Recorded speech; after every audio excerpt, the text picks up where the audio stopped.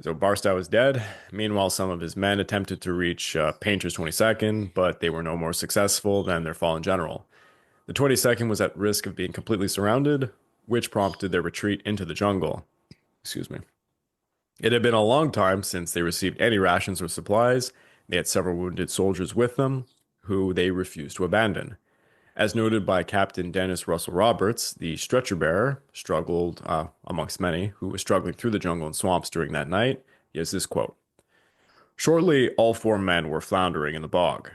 The man off the fort position suddenly staggered. His knees were shaking wildly. He sank to one knee with a shout of terror in his hoarse voice, and the stretcher lurched over to the side. This was an awful moment, as it happened over and over again, in one form or another. I think it was the groans at that time and the shrieks of the wounded which struck the deepest note of horror. On the other side of the crossing, the same difficulties were encountered.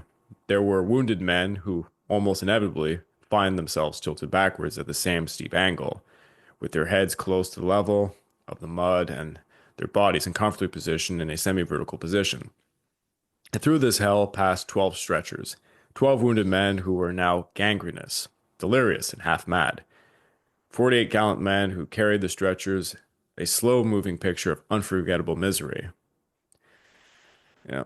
Despite their efforts, they ultimately had to leave many wounded behind. They encountered some Tamil rubber workers at a large estate, and they entrusted the injured to their care. The remainder of the brigade continued south, where they encountered a small group of approximately 300 to 400 Japanese soldiers, but they chose to bypass them, as their men were starving and lacked the strength for combat.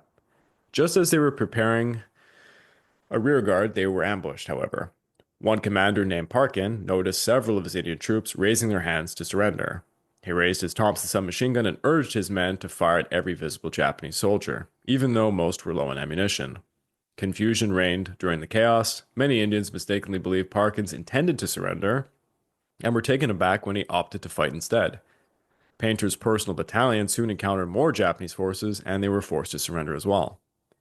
The day after the causeway was destroyed, Brigadier Parkin, who had motivated his men to resist rather than capitulate, arrived in Singapore with 24 of his soldiers.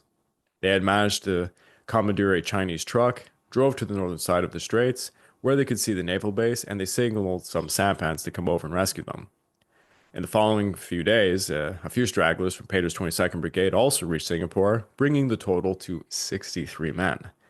Painter's 22nd Brigade suffered a catastrophic loss, all due to a severed telephone line in the end. Many men did not make it. Communication matters.